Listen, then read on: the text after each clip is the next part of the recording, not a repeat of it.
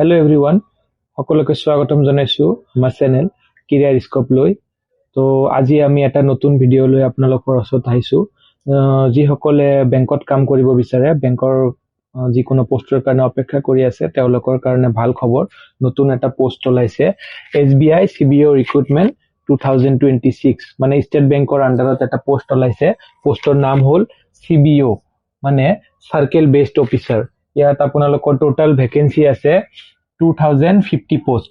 Total vacancy হ'ল 2050, আৰু ইয়াৰ online যিটো এপ্লিকেশ্যন ষ্টাৰ্ট হৈছে 29 জানুৱাৰী 2026ত ষ্টাৰ্ট হৈছে অনলাইন এপ্লিকেশ্যন, আৰু 18 ফেব্ৰুৱাৰী 2026 লৈকে চলি থাকিব। আপুনি এই কেইদিনৰ ভিতৰত অনলাইন যোগে এপ্লাই কৰিব পাৰিব। তো ইয়াত এপ্লিকেশ্যন কৰিবলৈ হ'লে আপোনালোকৰ কোৱালিফিকেশ্যন কি হ'ব লাগিব? কোৱালিফিকেশ্যন হ'ব লাগিব যিকোনো ষ্ট্ৰীমৰ পৰা গ্ৰেজুৱেশ্যন, BSc হ'লেও হ'ব, BA হ'লেও হ'ব, BCom হ'লেও হ'ব। আপোনালোকে ইয়াত অনলাইন এপ্লাই কৰিব পাৰিব গ্ৰেজুৱেশ্যন থাকিলে। তাৰপিছত এজ, আপোনালোকৰ এজ কিমান হ'ব লাগিব? এজ 21ৰ পৰা 30।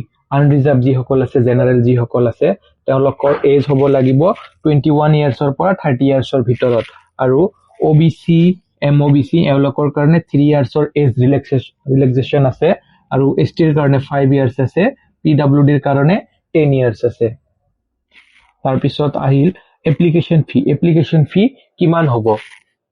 750 ফৰ আনৰিজাৰ্ভ, OBC, EWS এওঁলোকৰ কাৰণে 750 ৰুপিজ অনলাইন যোগে দিব লাগিব এপ্লিকেশ্যন ফি হিচাপে। আৰু বাকী SC, ST, এক্স চাৰ্ভিচমেন, PWDৰ কাৰণে নীল, তেওঁলোকক কোনো ধৰণৰ ফি দিব নালাগে, তেওঁলোকে ফ্ৰীতে ফি দিব পাৰিব। তাৰপিছত হ'ব আপোনালোকৰ এক্সাম। ফাৰ্ষ্ট এটা এক্সাম হ'ব 120 মাৰ্কছৰ 2 আৱাৰ্ছ এটা এক্সাম হ'ব।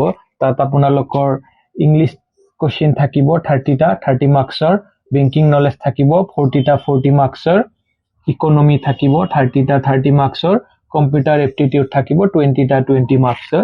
টোটাল 120 মাৰ্কছৰ কুৱেশ্যন হ'ব, 120টা কুৱেশ্যন থাকিব, আৰু টাইম থাকিব 2 আৱাৰ্ছ। তাৰপিছত আৰু এটা হ'ব এক্সাম ডিছক্ৰিপটিভ টেষ্ট। ইয়াত আপোনাৰ 50 মাৰ্কছ থাকিব, 30 মিনিট টাইম দিয়া হ'ব। ইয়াত আপোনালোকক এছে লিখিব লাগিব, বা এছে নিচিনা কিবা কিবি ডাঙৰ কিবা লিখিব দিব, এইটো লিখিব লাগিব।